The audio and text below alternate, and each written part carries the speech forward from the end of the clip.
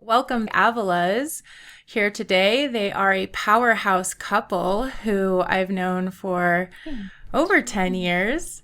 They've started their own podcast called the Avilla Theory, and they're here today to just talk about their podcast, current goals, and just maybe give us some tips on how to achieve our dreams because they've achieved a lot over the years. So welcome, CJ and Nicole. And if you, Thank you. yeah, if you could kind of introduce yourself, let us know what's going on in your life today. That was I feel like you're giving us too much credit, Lorena. Yeah. Like power couple. I don't know, that's like a pretty big thing to live up to, right? Like you're there. But I was listening to your podcast and I'm really impressed by the advice that you guys have to give based on just where you've been and what you've learned. So I think of you as a powerhouse. So thank you. Yeah. Thank you. Yeah. Where are we? You go first. What do you mean where are we? Like who are you? Who am I? Oh right, yeah, okay. I'm CJ Avilla and this is Nicole. And we are the Avillas. We have two young kids. They're now 6 and almost 8. Mm-hmm. He's going to turn 8 soon. And I work as a software engineer. Right now I'm a developer advocate. So I'm like basically helping developers integrate Stripe, which is a payment processing system. And we live in Sparks, Nevada, Northern Nevada, and have been sort of in Northern Nevada for the last decade or so, minus a short period where we lived in the Bay Area. We like to, what do we like to do? We like to go on bike rides. We do. Hang out, exercise. We like to watch movies. Yeah, we have a bunch of TV. Okay, so lots of normal hobbies, but I think also on top of that, maybe what might be interesting is we also are super into real estate, and we are into like finance and making sure that the kids are like well prepared and like given a lot of tools and opportunities so they can succeed. Yeah. So I can bounce right off of that. Yeah. And I am currently a stay-at-home mom. And because we're still smack in the middle of the pandemic, I'm actually basically homeschooling the kids. They are attending a local school, but we've decided to do full distance learning. So I'm home full time with them, doing the school thing. And it is really important to us that we are raising adults who can be successful in whatever they choose to do. We don't want them to really want for money or anything. So we're doing our best to provide as much as we can, experience and education wise. So that's kind of what I'm focused on a lot right now. But within the last 10 years, I've worked on and off. I love helping people. So I've done a lot of postpartum doula work, and I've worked at a medical office, and I've sold clothing, and I actually worked in real estate for a little while. So I've dabbled a lot in a lot of different areas. And I think that has really helped with our hobbies. Yeah, totally. Yeah, that's awesome. You guys have a wide range of knowledge and tools, I guess, which I think that's what, again, like as individuals, you guys are awesome individuals. And when you come together, you really complement each other. And I really noticed that in your podcast, Avilla Theory. So that started about a year ago, maybe a little more. What inspired you guys to get that started? I kind of tricked Nicole into doing it with me. Of everything. Yeah, like I was like super into podcasts, and I love listening to podcasts, and I started one by myself, and it was awful. It was just super bad. It was really embarrassing, and like it was so cheesy and corny that I'm not even going to mention like what it was. And so What it was a learning experience. it was a learning experience. Yeah, The whole that's thing true. was like, let's learn how to get this thing published and how to record, how to edit, how to like do all the steps. Yeah. And then after that, or like some point during that, I was like, hey, what if actually was it your idea? I can't remember whose idea it was, but I was like, hey, we should sit down and just record something, the two of us. And we did, and she's like so good on the mic that I just sit there and then alley oop, and she just crushes it. We tried it, and it was a lot of fun. Yeah. I mean, it was we are so different, kind of like you mentioned, and so we do have a hard time finding things that we're both interested in terms of like hobbies. Like we have the same mindset and like how we want to raise the family. But when it comes down to like how should we spend our Saturday, we struggle with, okay, well, this is what I want to do, this is what you want to do. So we try really hard to find things that we can both work on. And so when we did the podcast and we both liked it, it just kind of inspired us to continue on. And for me, I love helping people, and I really think you love teaching. Yeah. And so the podcast really allows us to do that as well. And I think there's like, our generation, so millennials and whomever is younger, I think we all have like certain expectations about how life works and about how to raise kids and about how to like invest or how to spend your money, how to spend your time. And I think the thing that's most exciting to share is stuff that's on our podcast that our generation might not be familiar with. So like little tips and tricks that we've picked up or things that we've researched about and we have like dug into pretty deeply because we need to make some decision in our life. And then we just want to like turn around and share that out. And like, I think the most valuable stuff is always that stuff that's like against the grain for what we were raised to think was okay. I think you bring up such a good point because really when it comes to examples of like buying a house or, you know, raising your kids, and we look to our parents' generation or beyond, they lived in a totally different time, different technologies, different access to tools. I keep using the word tools, but and that's something that I noticed in your podcast is you guys kind of give information based on now. And I know from experience, Nicole, you're very good at researching and preparing for whether it's to make a decision or just to get all the knowledge to help. Or whether it's just to pick out a doggy coat. Or, it's so important. But I mean, that's the cool part is because you use that research to help people. And I did one of your episodes you guys were talking about with relationships, and I really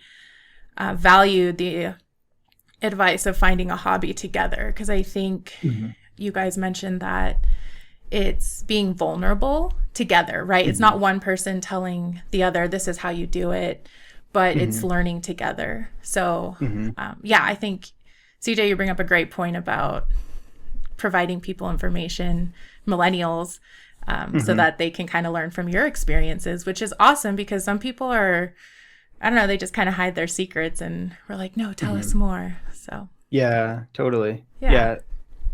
Especially because we live in the world of social media. So a lot of people you see online may not be showing the whole truth.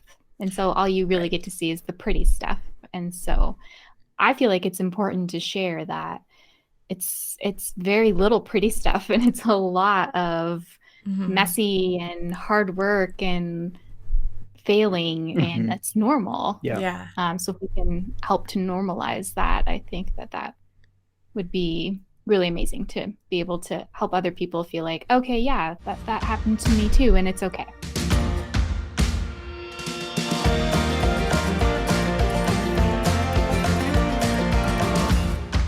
I was listening to, I think, the most recent podcast, and you guys had talked about the Peloton, and I think, CJ, at that time you were doing keto. How's Peloton life and keto treating you? So keto is out the window. Bye. with the holidays, it's just like, all right, like, yeah, I think we were actually just talking about this recently, how I've not how I fell off the keto bandwagon. Like I super appreciate it. I think it's a great thing to do. We've just like, I've not been sticking with it because of the holidays and whatever. And it's hard to stick to also. Like there's just so many delicious carb filled things. So yeah, have not been super sticking to keto, but I think that it's like really good for my body, and I like doing keto, and so I will probably take another swing at it soon. But Peloton, man, Peloton is so great. The PZ Power Zone Pack. Thank you, Lorena, for introducing us to that. Yeah. That My like pleasure. is so crazy motivational. Like, so for folks who aren't familiar, you can get a Peloton bike or tread, and on the bike they have this thing called the that's like outside of Peloton's official offerings, and it's called the Power Zone Pack, which is a separate organization that runs these challenges that are between like 6 and 10 weeks. I don't know how long, or maybe even shorter. They have like these mini challenges, and you can join a team, and then you participate by doing certain number of rides that are prescribed. So they like tell you which rides to do, which makes it super easy because they take all the guesswork and all the thinking and all the emotion out of it, and they just plan it for you. You just sign up and say, okay, I'm going to dedicate this next 6 weeks to doing this challenge, and then you do your 3 rides a week, and they have some bonus ones if you want to do extra, and then at the end you can you retest and whatever, but like your team gets points. And because you're interacting on social media with the other team members, and because you have this like prescribed calendar of rides, it's so motivational. And like, and it meets you where you are in terms of your own physical ability. So it's not that everybody's trying to do the same resistance and cadence on the bike. It's in a specific zone because you took a test at the beginning. But something that we didn't realize would come from it is that we both started it at the same time, and because we were doing the same rides every week, it became something else that we had in common. And so we had already loved the Peloton bike, but then from there it was like, oh, what do you think of that ride? How'd it go for you? What about this? Or you know, when one was really hard, we could share in that experience. And so, like I said before, it's really hard for us to find things that we like together. So because of that, we just absolutely love it. So thank you. No, that's so awesome.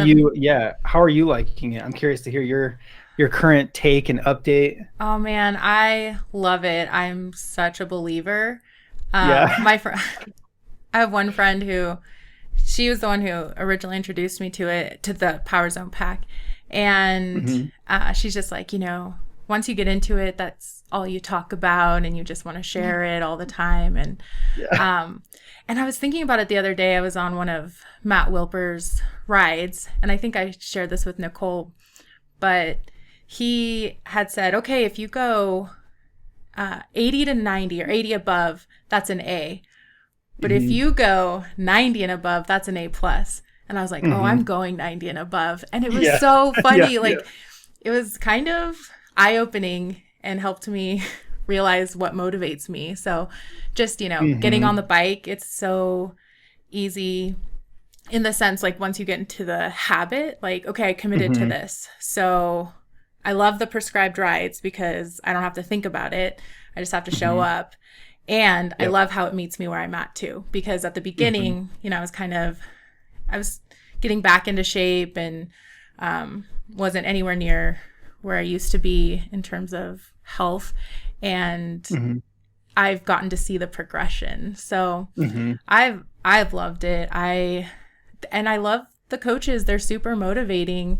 They, you know, just tell you I don't know. They give me ideas of what I need to be telling myself to encourage myself instead of get myself down. So I've been loving it. I love being able to ride at the same time you guys are riding, because again, it's like just, even though we're not like in the same room, it's like we're doing the same thing. We have the same goal. So totally. It's like it's a shared experience, even if it's just a high five from like, you know, from someone that's on there that, you know, you're like, oh shoot, you know, oh, Lorena's here or Travis is here or like, Yeah. someone's here. Let's go harder, and race Yes. harder and push yourself harder to like, Yeah. yeah, I don't know. Well, and it's funny because I notice when I ride with Nicole specifically, I'm always looking and I'm like, oh, I'll push myself harder because Yeah. I don't want to fall too far behind or so it's just motivating. And we got ours near the beginning of like the stay-at-home order, so like in May, and it checked off the, we can't go to the gym, so we're gonna do the Peloton classes, and we don't get to see our friends as often. Hey, we're riding at the same time. Gives me a reason to text like, hey, what are you doing? Do you want to ride? And the accountability. That's another thing I really love. So yeah, it's been great. I did have a question. When did you guys get yours, and what was kind of the financial thought process that you went through? Because you guys are very like financially sound and motivated, or, at least thoughtful. You guys think about it before. So I was wondering how that went for you. It is a really expensive piece of equipment. It is like no joke. It is a financial investment for sure. That said, it is a badass piece of equipment. It is like really nice. It's super high quality. It's like, on the order of like an Apple product that you would get, in my opinion. And okay, so leading up to the purchase of the bike, we both had gym memberships. My gym membership was like $125 a month, and yours was like $55 a month. Yeah. And so, and plus like other random stuff that we were getting, like whatever. Let's just call it $175 a month.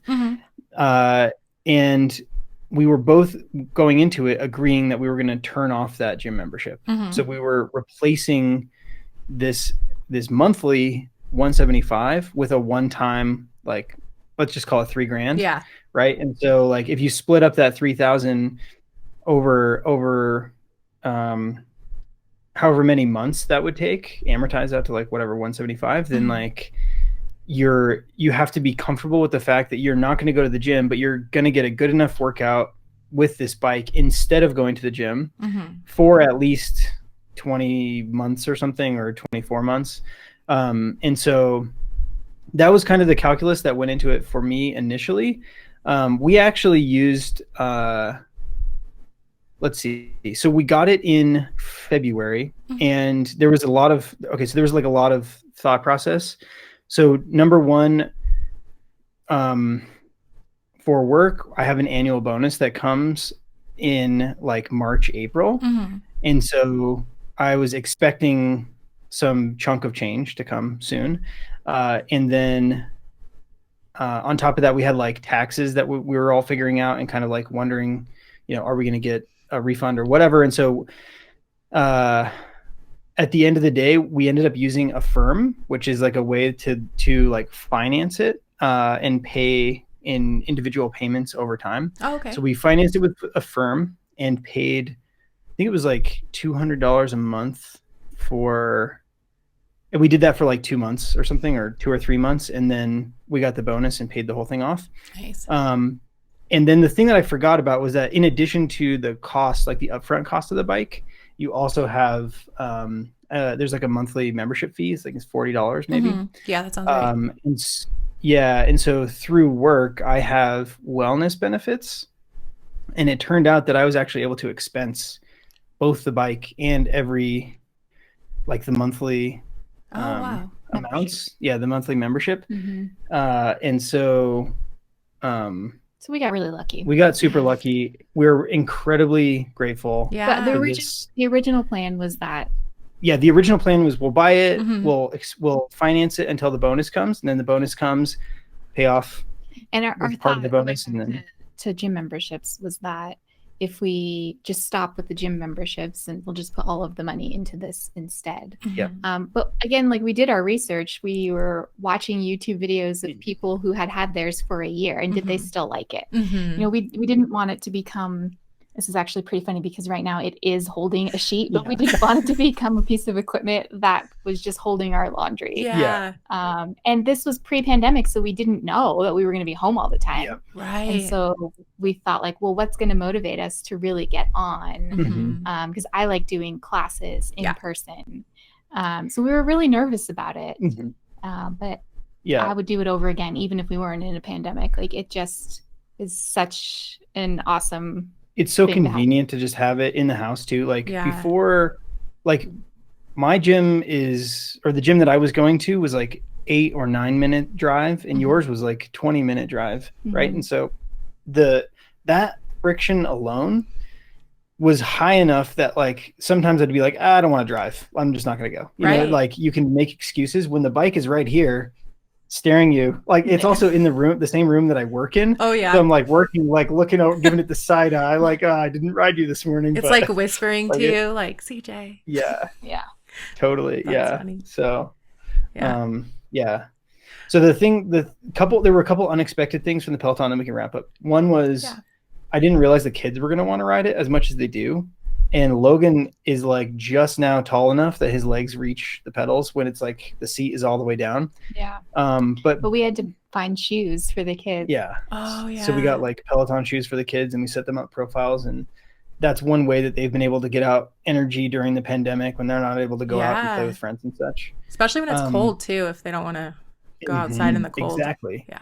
Yeah. And then the other thing is that, like, in addition to the bike, we also got a set of weights, or we've been accumulating just dumbbells over time. Yeah. But I think the combo of the bike and like a nice array of dumbbells and a yoga mat is like our perfect combo right now. Yeah. Because you can do like body weight, everything, and then stretch and whatever you need to do, and then you got the bike for cardio. So that's really cool. Have you guys tried the family classes? Did you see those? They're offering like the family classes now. No, we should do it. I've seen them. I think the kids would like it because they love Matt Wilpers and Cody Wixby. And they do some of the classes on their own. That's so cool. I think they would like that. Yeah. I love Sometimes they do the meditations too. It's pretty cute. That's like awesome. It's a great habit to have at such a young age.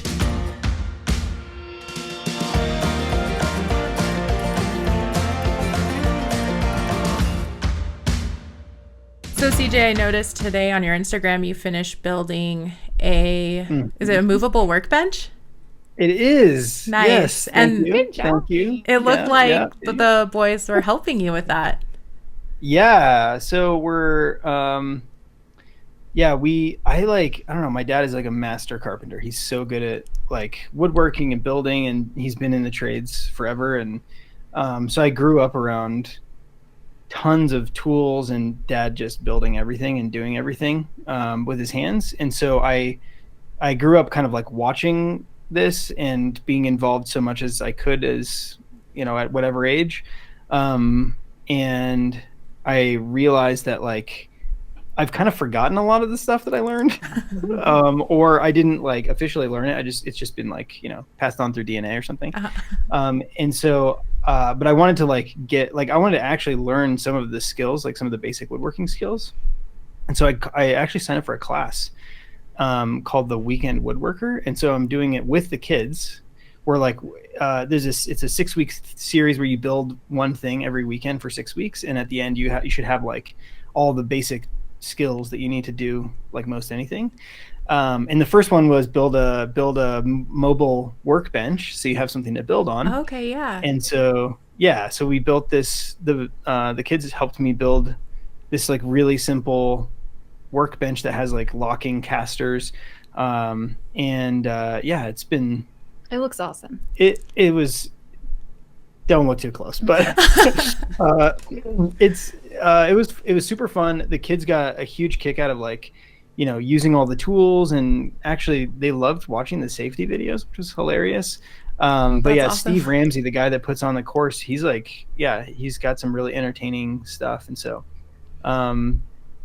woodworking. This is, I mean, one of your questions too that we talked about, like, was potentially just around goals in general. And so this is actually, for me, a tiny part of this much larger vision that I have for our future life together, and like for our lifestyle and our life as retired people, but also as just like grown-up adults. I don't know, like when we hit adulthood, we're like, okay, look at me, now I'm adulting, but now like I'm trying to flesh out this vision for what it looks like when we are a family and Nicole and I are in our late 40s or whatever, and the kids are starting to leave for college. Like, what does that actually look like? And so part of that I've been fleshing out is we want to be like more self-sustaining, so like probably growing a little bit of our own food, and then also having more space while still staying close to Tahoe and close to like our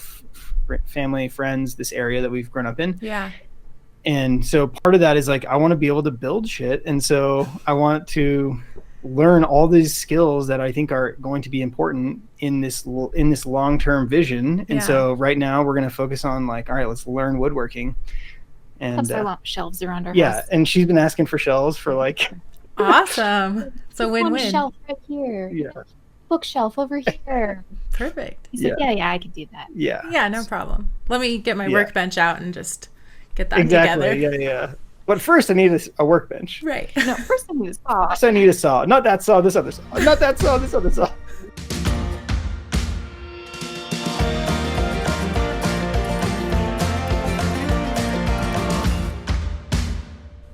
Again, I was listening to your podcast, and I think Nicole had mentioned that you're like the dreamer, like you dream big.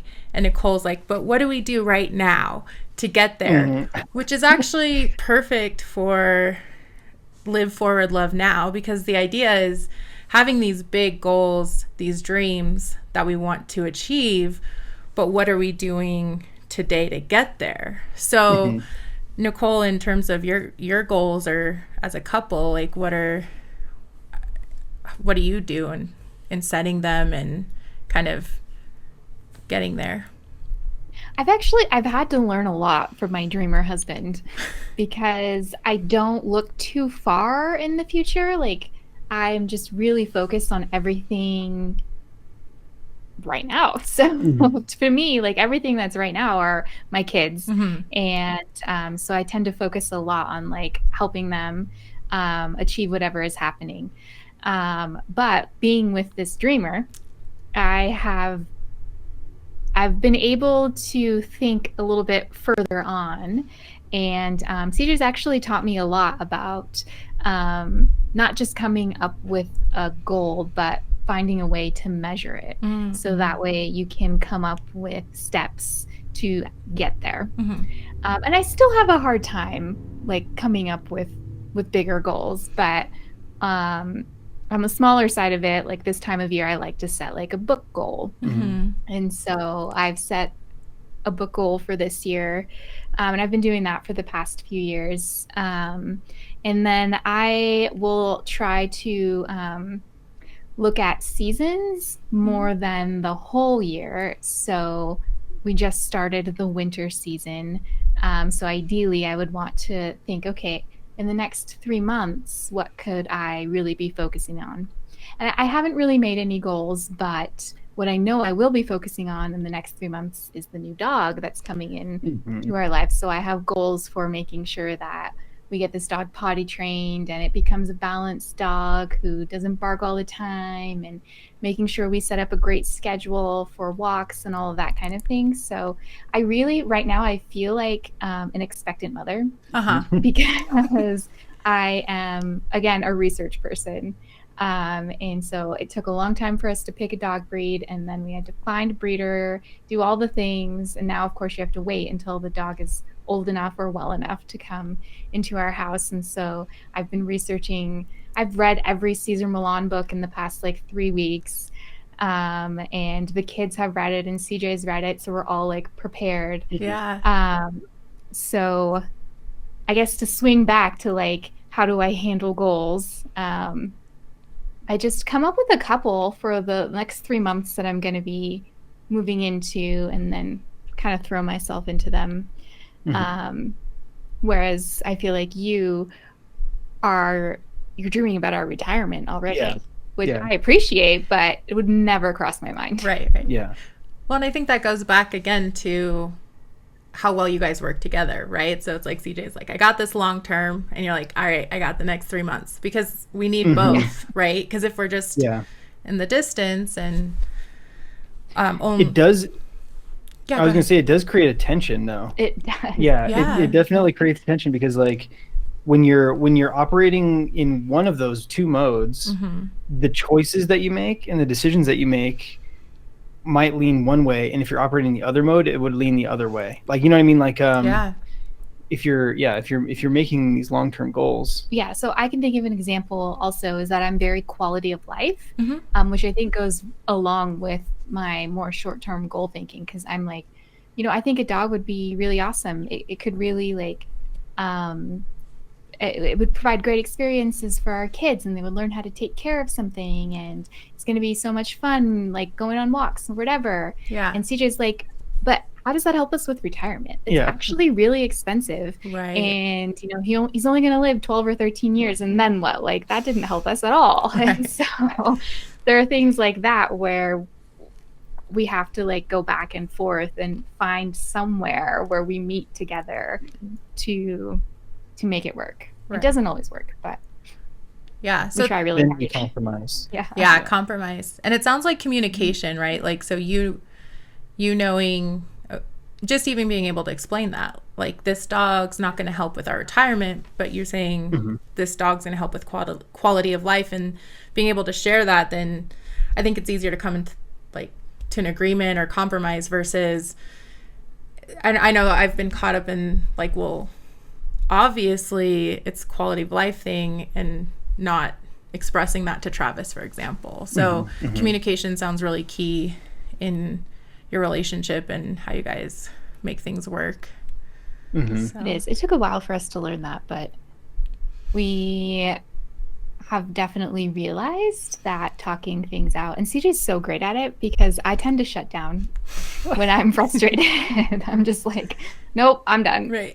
I can't talk anymore. And CJ's like, okay, but we have to talk about it. Too bad. Here we go.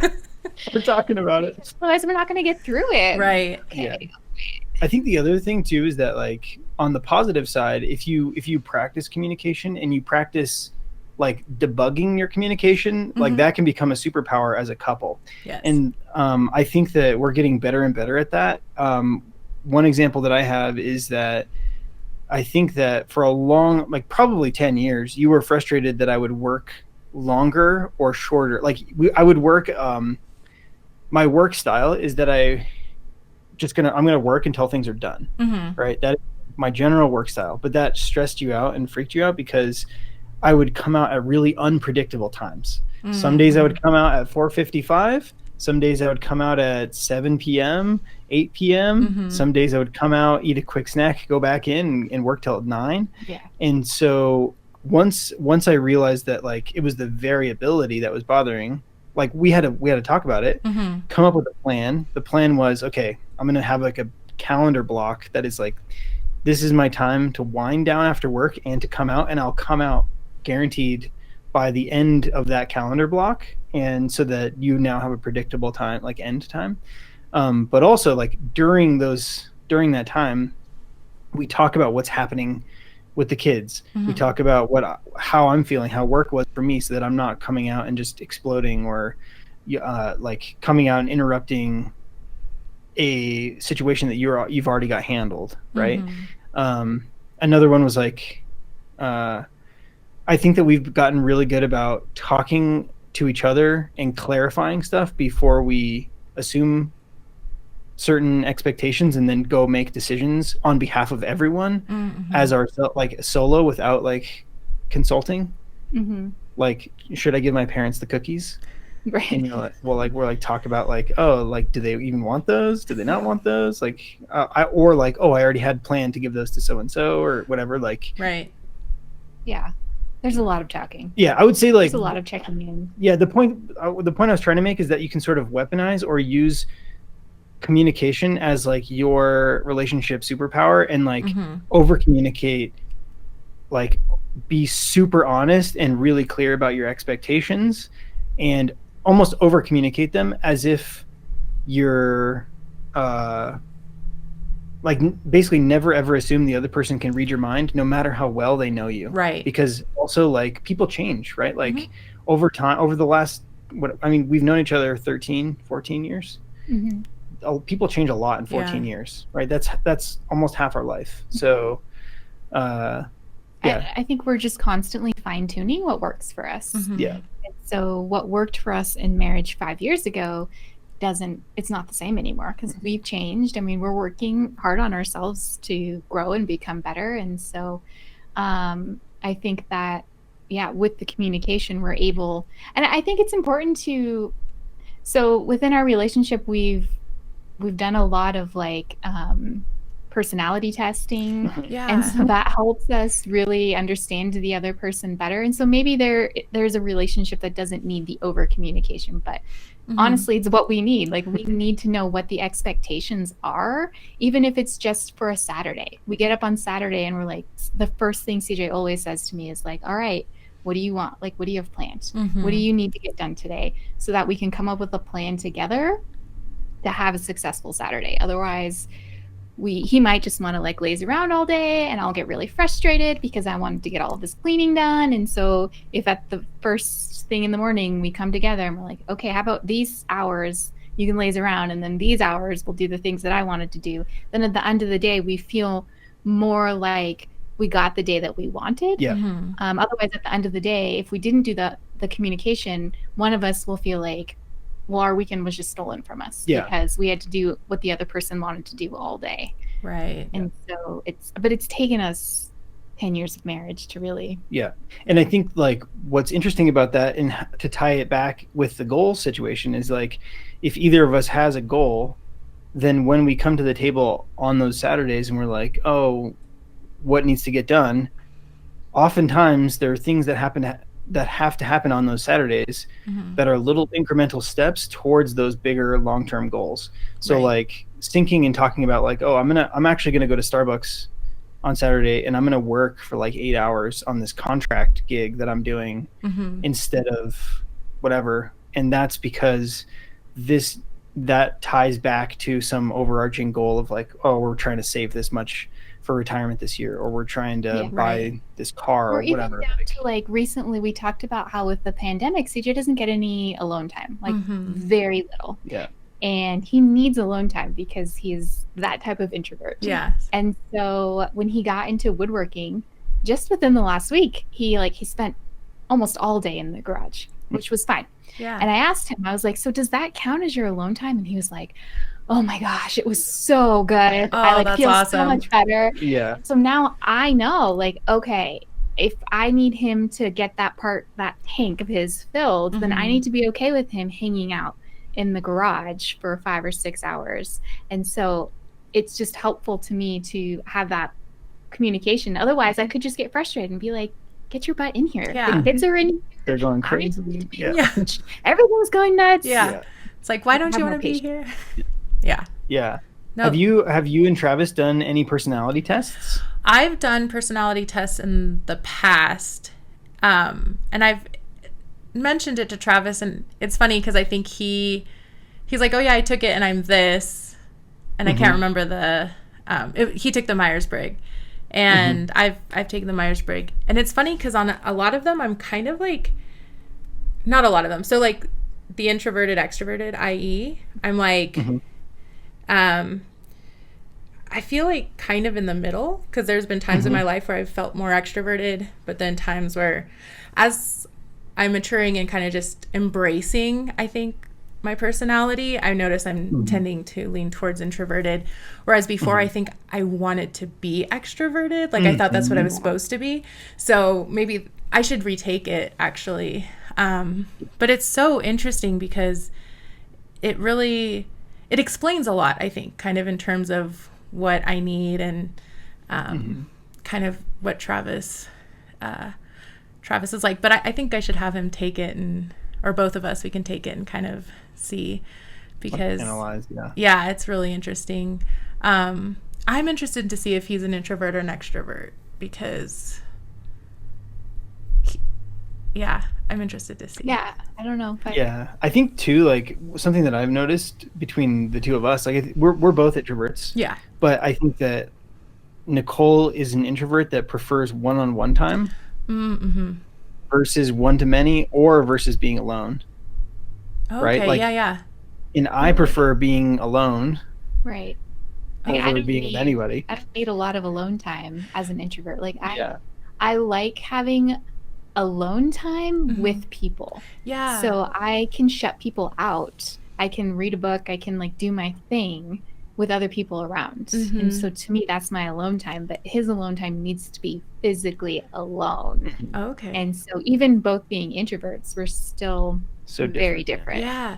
That's so interesting you mentioned that, because I think I didn't realize kind of the dimensions within even introverted personality. It's because I'm like Nicole. I like to do one-on-one stuff. That's what the introvert who gets filled up by having quality conversations, one-on-one or small group interactions. Those really fill me up. But when it comes to being alone, sometimes I'm like, well, is there someone I can be alone with? So yeah.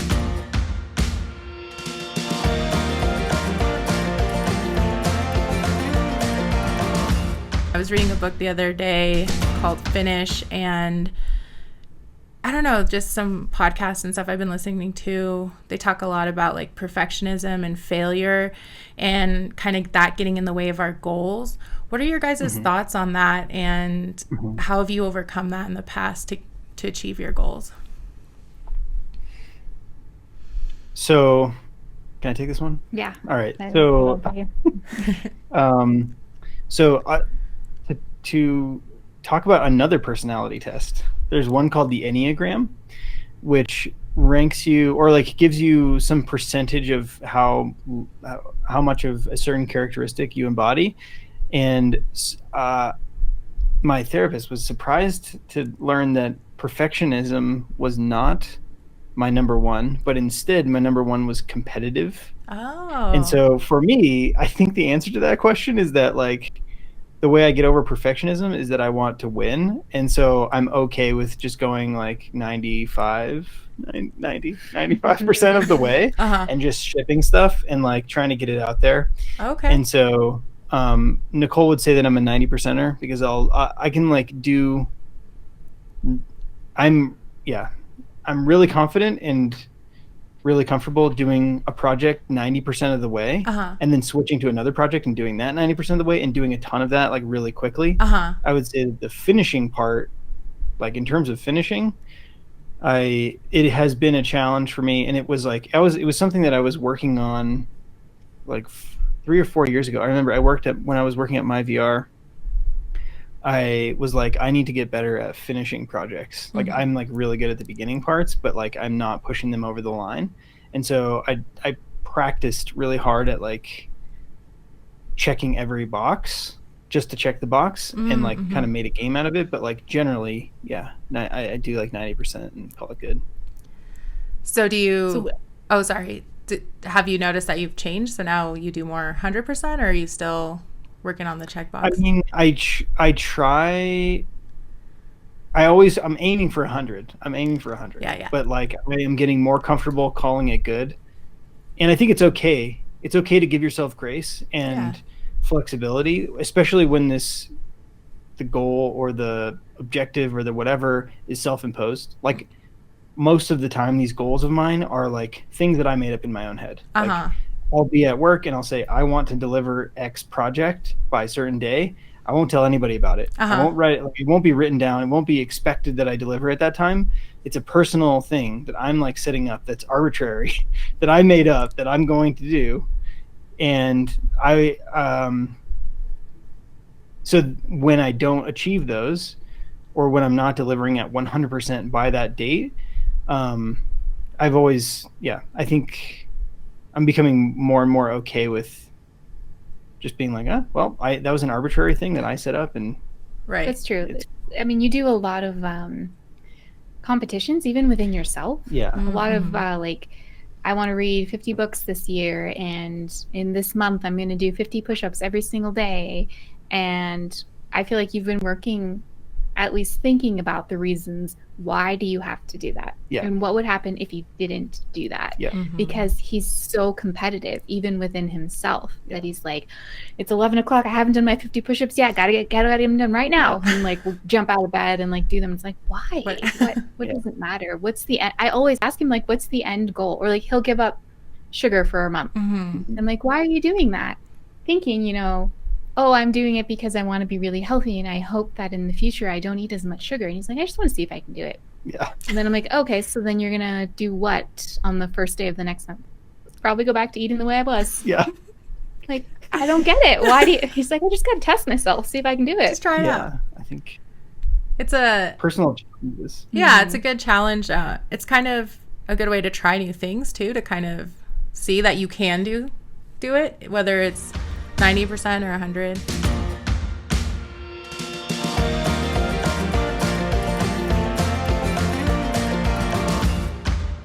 Is there anything else you're looking forward to? I am excited to see the kids like graduate high school, and it's funny because I thought of something way shorter time than that. Well, I mean, like, I want to see, like, we're putting all this work into it, and we're going to continue to work hard for the next decade, right? Yeah. And like forming, someone said, they had like a really good analogy. It was like, your job as a parent is to build the ship, and then if it's a good enough ship, then they'll be able to go out to sea on their own. They're going to be able to like take their personality and their skills and their experience and successfully navigate the world and their life, and then also come back home and be able to just like come back to you. And so I'm like, that's something that I'm looking forward to, is just seeing what they do with their lives, but also I love that. Yeah, that's really cool. Definitely looking forward to the day where we're in a place financially where I don't have to work. I don't have to have a job on purpose, like for money to live like day to day, but where we can live our life on streams of revenue or streams of income or businesses that we've built or what have you, that can sustain us to a point where we can like build this big life together without the burden of having to trade our time for money. Yeah, that's great. That's so awesome. Yeah, I'm on your team. Okay. Love it. What was your short My timeline? short was I'm looking forward to when the kids can go back to school. Yeah. And like one of the things that I'm really worried about for them is that they really don't have a lot of relationships right now with kids their own age. We're fortunate that we're super close with CJ's family, and so they've been able to strengthen those relationships, which have been amazing. But in the last 10 months since we've been in this pandemic, they really haven't hung out with anyone their age. So I'm looking forward to when they can start building those relationships again. Yeah, that'd be a small part of the boat, like one of the planks. Yeah. I love it.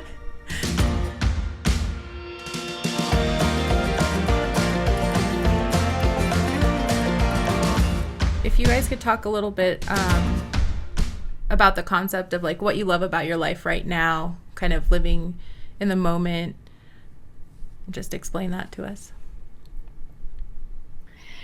What do I love about my life right now? I'm really enjoying life right now. Awesome. Even though we're very cautious in terms of the pandemic, so we haven't seen friends, and I mean a handful of times, but not as much as we normally would. And I am craving some adult interaction.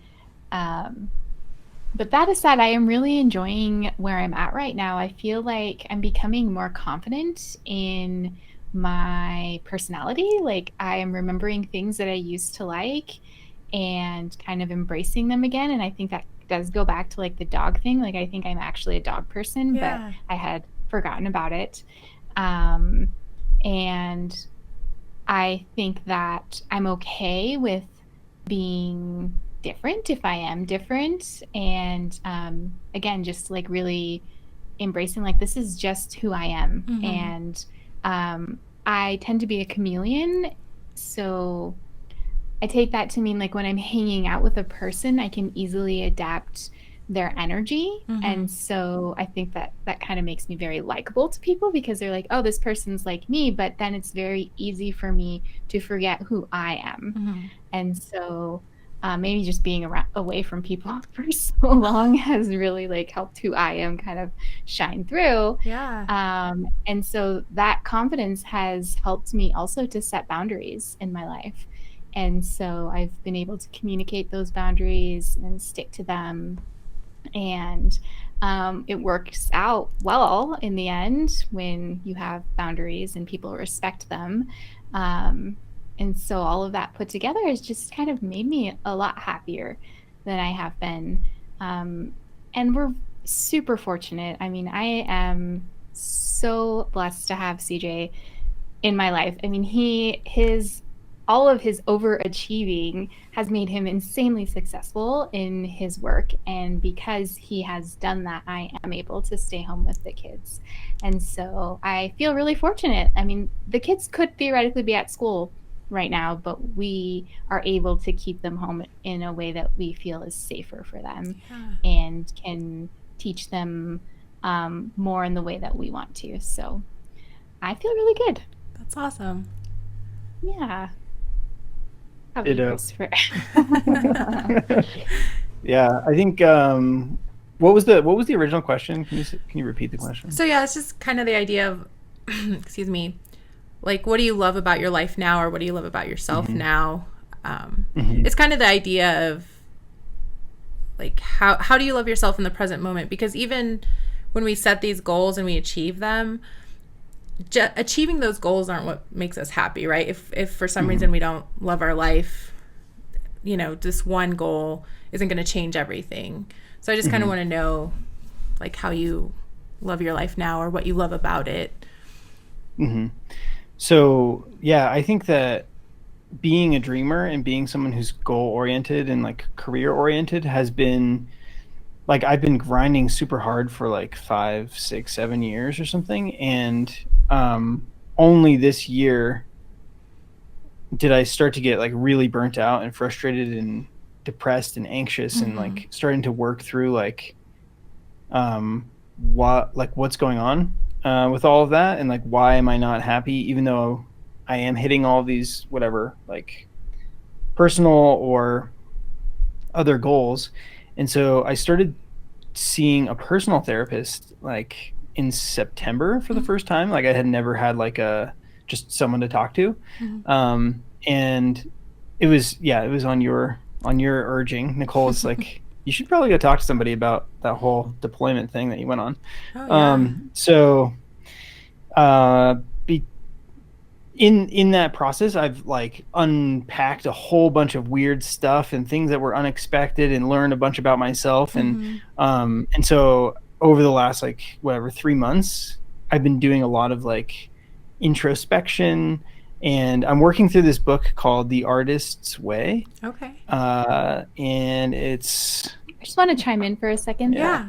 It is so fun to watch this overachiever go through therapy because the overachiever is being applied to the therapy sessions. And so I feel like you just grown and done so many awesome things. It's been really cool. That's so awesome.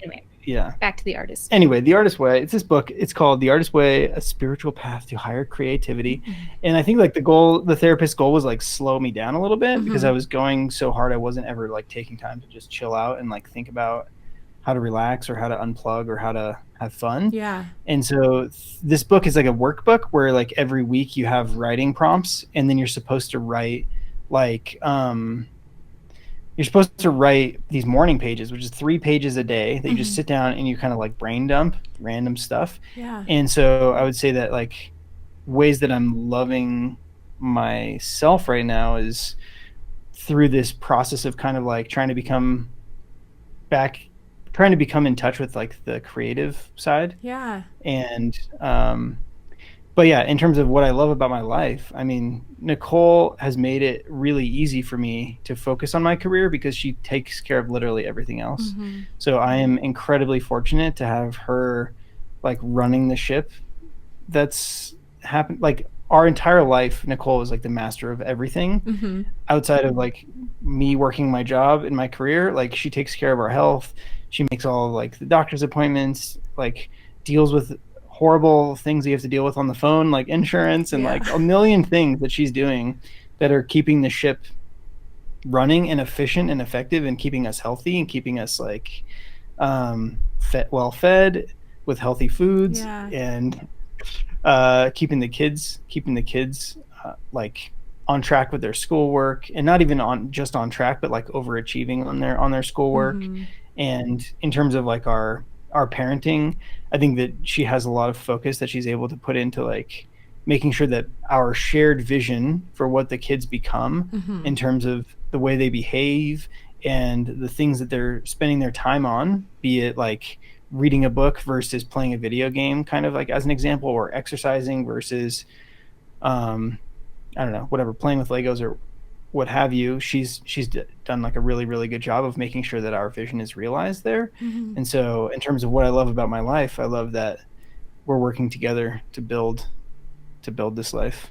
Yeah. And That's awesome. I think also we're at a place too financially, Mm-hmm. and just with between the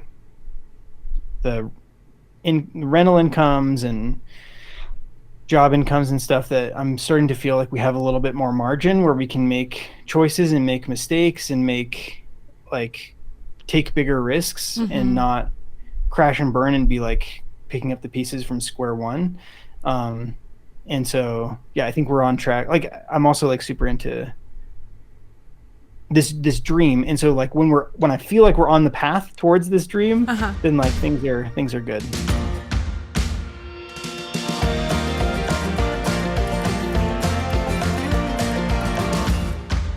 You guys knew this, but I used to be a camp counselor, and I really enjoyed playing the like campfire games. So I was thinking it'd be fun if we played 2 truths and a lie.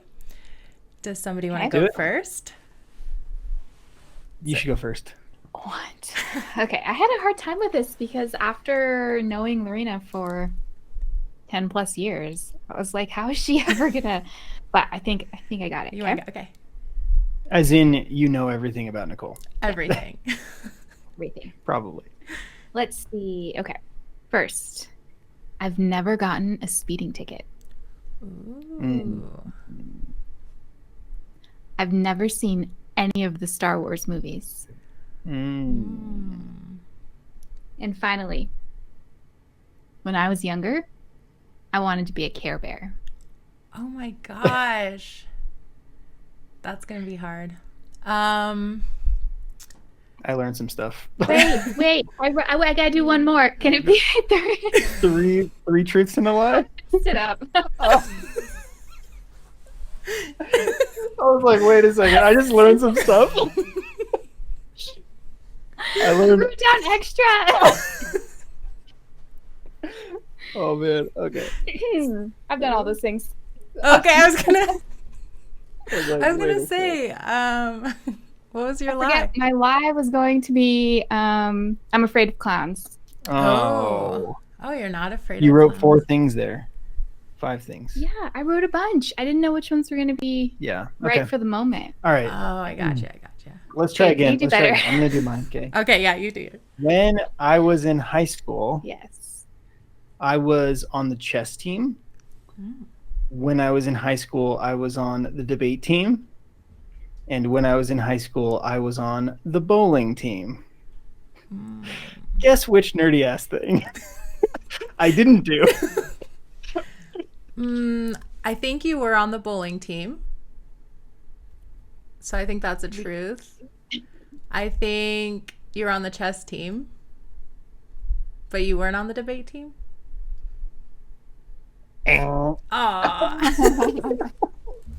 I don't think there was a chess team. I don't know if there was a chess team or not, but I was been on it. Maybe. I don't know. Why not? Yeah, but Mrs. Landis from Minogue convinced me to be on the debate team. So I was definitely on the debate team. See, the reason I thought you weren't is because you're introverted, and so I thought you wouldn't have wanted to do that in high school.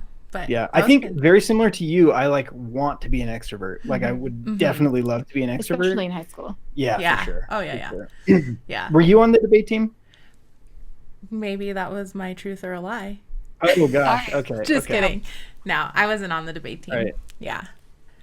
Okay, are you going to have to come up with 2 truths and a lie for every episode that you record? Because we want to hear your 2 truths and a lie. I might have to do that. So, okay. I was thinking the same thing, Nicole. It was going to be hard. So I was thinking let me think. All right. So, oh man, I already shared something though that I would have.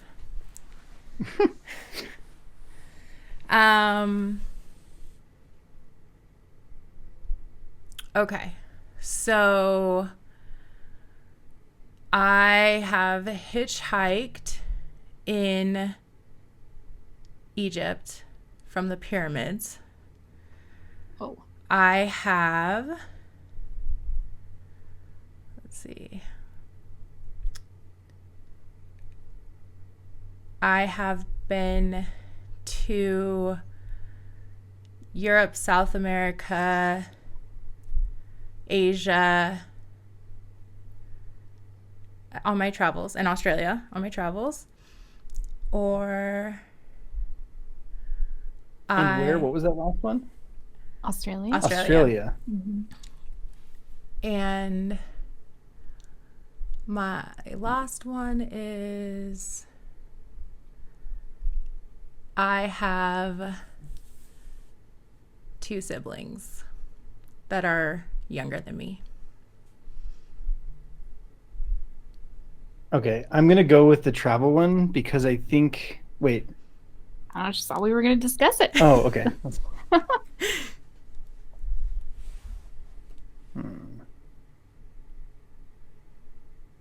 You think so? All right, you go because you know her better than I do. Okay, well, it's tricky because I don't know everywhere you've traveled. And you've been to a lot of places. That's where I was like, oh, maybe she just threw in Australia there, but at the end. But then I was like, wait a sec. I think she totally went to Australia in like 2010. So. And you do have 2 siblings that are younger than you. So that seems truthful to me. So I'm going with the hitchhiking. So I actually did hitchhike in Egypt. Wow. Yeah. But not from the pyramids? No, it was from the pyramids. From the pyramids. Yeah. Dang. It's actually a really fun story, which I can tell you if you have time, or I can tell you later. But the lie was I haven't been to South America yet. Really? Yeah. It's my next destination.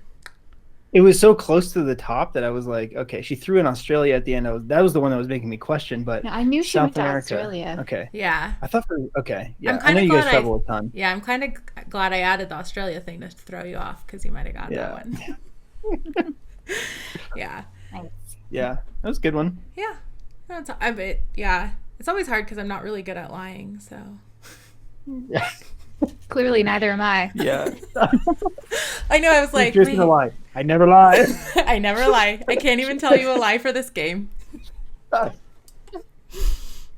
Tricked you. They're all true. Tricked you. You're wrong because there's no lie. I love it.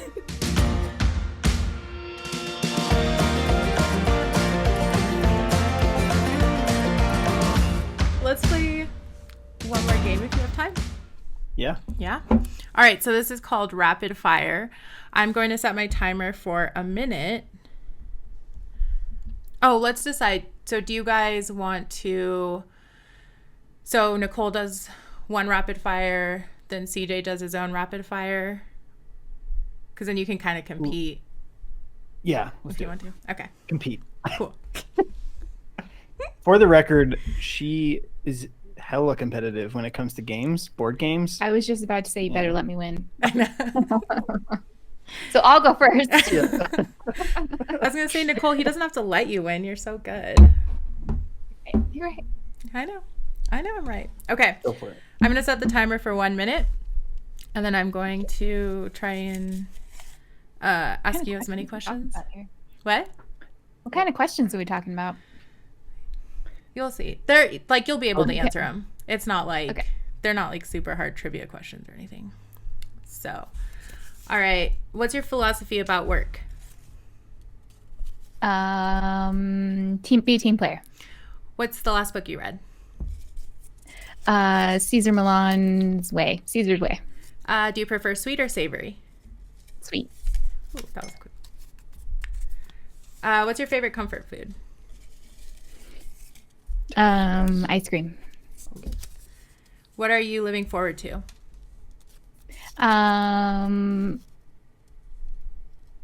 Seeing the boys hang out with other people and my dog. Where is the first place you'll go after quarantine? Oh my gosh. Disneyland. Yeah, Disneyland. What would your superpower be? Reading people's minds. Ooh. That one's kind of a redundant one. Sorry. The most adventurous thing you've ever done? Most adventurous thing you've ever done? I don't think that's PG.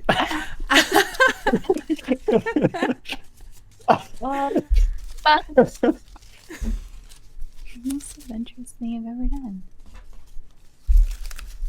I can just think of giving birth to my kids. Yeah, home birth. Yeah. Home birth with no drugs. Oh, that was yeah. pretty adventurous. You guys did a podcast on that, right? Yeah. Yeah. So. I'll have to listen to that one. I didn't get to that one. 4, How many did I get? 5, 6, 7, 8. I gave you that one because I stumbled on the one before it. 8. So Got it. All Here we go. Buckle up. okay. So let me make sure I have at least 8 more. Are they different questions? Yeah. Okay, cool. You can't cheat and You got already 9 have in yours there? prepared.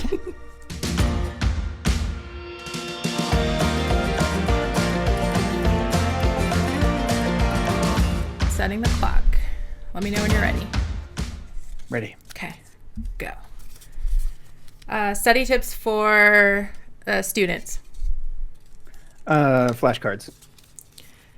Does pineapple belong on a pizza? No.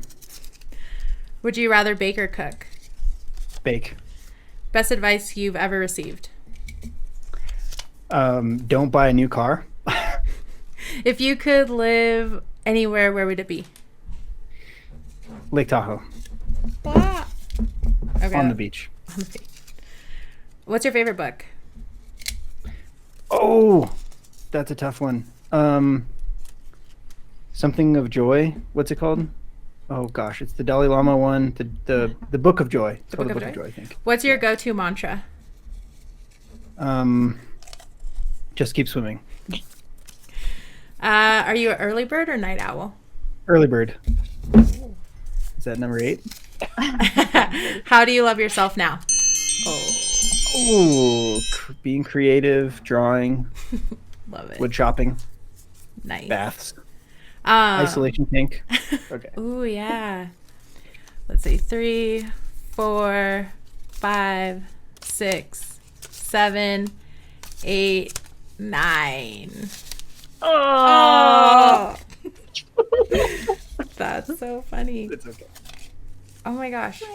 My go-to mantra is just keep swimming, and I always add whatever I'm doing. So like in law school, it's just keep studying, or now just keep. I thought you were working. gonna add something like just keep swimming, and then like your addition was gonna be because there's a huge shark or Ooh, something that's like good. that. Like just keep swimming, or else you'll die. yeah. No, but yeah, I like the fine tuning it to like the thing. Just keep studying. Yeah, just keep studying. Just keep riding for the Peloton. So. Oh yeah. Um. This was fun, Lorena. Yay! Yeah, thank you guys so much for joining me.